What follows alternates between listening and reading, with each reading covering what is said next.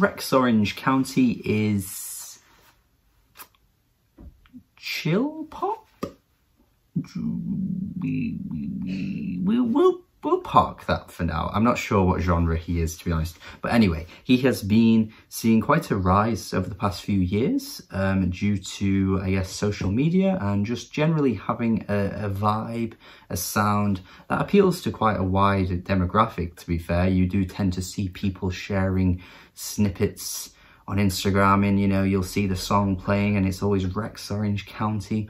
You see it through TikTok, you see it just everywhere. He seems to have that kind of appeal. He's become one of those artists that has that appeal and yet doesn't really seem to have a huge impact on, like, you know, the radio and things. You wouldn't tend to see him topping the charts, but his wide appeal is certainly becoming noticeable. I was definitely okay with Rex at the beginning. I thought he was decent. I thought his features on Flower Boy were pretty fantastic. I thought his inclusion to the tracks he was on were really memorable and his hooks and his singing worked really well. But since then, I felt that his solo music, particularly Pony, didn't really have any personality to it at all, and he didn't really have a distinctness to him, and I just couldn't really pinpoint anything he was doing that made me go, yeah, this feels very unique to what he does. And this happens way too much with new up-and-coming pop sensations, and Rex is just another one of them. He didn't blow up through TikTok, but he certainly got that kind of aura about him that would appeal to people that, you know, use that kind of app, you know, the Gen Zers, I guess you could say.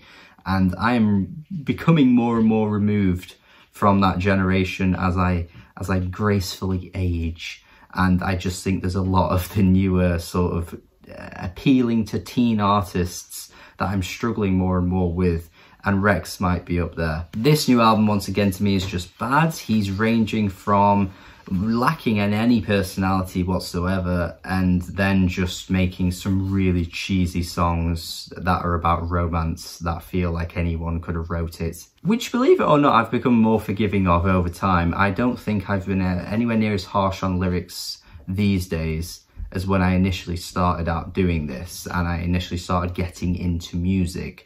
I've become more okay with lyrics not being the best if the songs sounded great. There was a distinctness to the songs.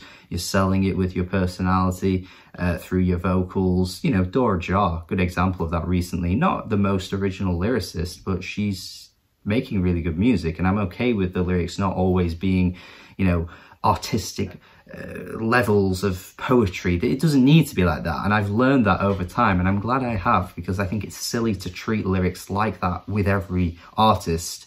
But when you're making tracks like Amazing, I just struggle to see what you're bringing to the table that's unique in any way. Search the definition of afraid, I'm sure you'll see my face. Like, come on. Like, it's always worse when you see the age of artists that write lyrics like this, and they're probably like, you know, mid-20s, hitting their 30s, and you're just like, you couldn't have come up with anything more adult sounding than what sounds like a teenager wrote it.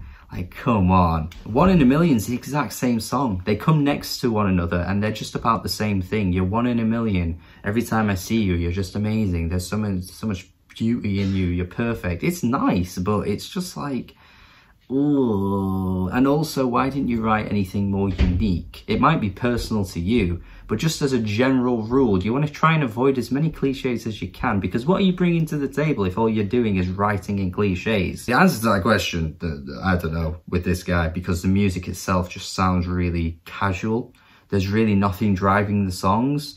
I know this might sound like a weird thing to say, but it feels like there's nothing at stake with this guy. Like, there's nothing ever at stake. He's singing about really relatable things, but he doesn't really up the ante. You know, you're thinking, ooh, there could be something meaty here. But he just does it in the most banal way. Keep It Up is the opening track, just really jolly sounding in a really creepy way as well. That's the other thing that this guy gets. He just sounds like he's always smiling in a really like... There's just constantly a lot of generalisms in his lyrics, particularly in a track like Worth It as well, where you're just kind of picking out things that you're just like, okay, that sounds like it's worded well, and you can't find anything. And tracks like this are just so short and tepid too. Exact same with Making Time 2, just a really short track that leaves no impact whatsoever. And it's not like the longer tracks leave a great impact or anything like that. They certainly don't. They really don't. But I would at least expect the shorter tracks to have something contained within them that just feel a bit more umphier, but they just don't have that. They're just worse versions of the longer tracks with less effort put into the instrumentals. Even a Tyler the Creator feature doesn't add much to the album earlier on either. Open a Window, I thought this track would have been a bit more of an exciting collaboration because we've heard them come together before and it's been pretty good.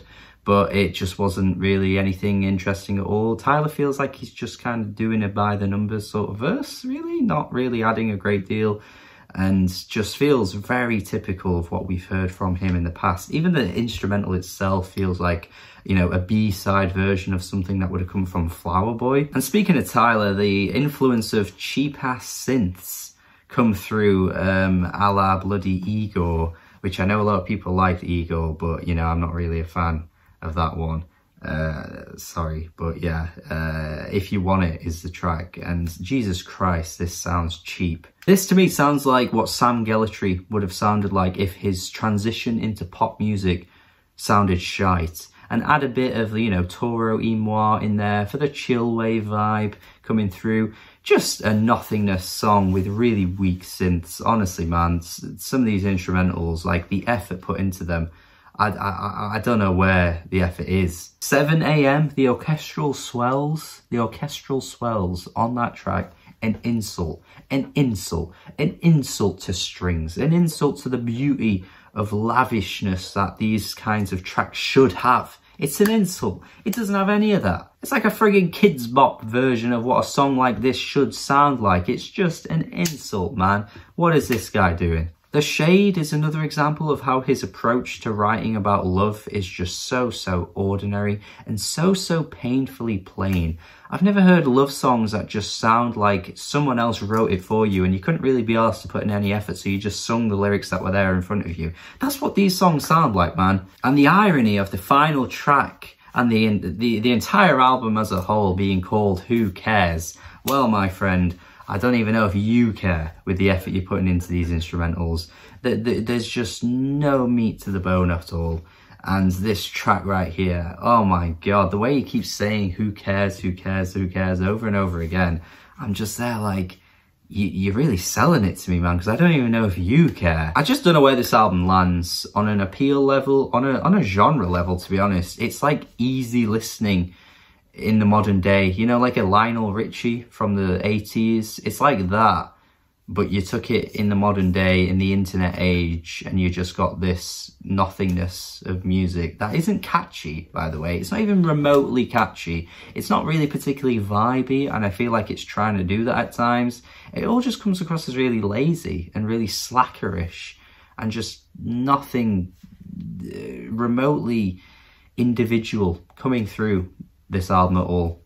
I couldn't tell you who this man is, to be honest. Like I say, I can excuse lyrics that aren't very inventive, but when the vocalist doesn't have a distinctiveness to him at all, the instrumentals are not defined in any particular way, I just find this really difficult to defend. Like, you know, there's nothing remotely catchy at all. I'm surprised by this guy, to be honest. I thought with the hype there'd be more to his music, but his albums are honestly really trite. It's a 4 out of 10. You probably could have guessed that from a mile away based on how I'm talking about this, but yeah, really struggling with this guy, to be honest. It's inoffensive. It's the most inoffensive thing out there, but it just doesn't have any character or distinct personality to it at all. It's way too casual for its own good. It's so casual, it's falling backwards. That's how casual this music is. And without it being catchy or remotely interesting or exciting in any particular way, it just really falls flat. So there you go, that's my review. Thank you for watching, as always. Let me know your thoughts in the comments. Would like to see what people think of this. Definitely interested with this one, because I struggle with this guy, to be honest. But if there's an appeal to him, fair enough. It just ain't working for me, I'm afraid. But thank you as always. Do subscribe if you haven't already. Shout out to the people that support me on Patreon. Would love it if you guys were interested in checking that out too. And have a good day. Have a good day. Goodbye.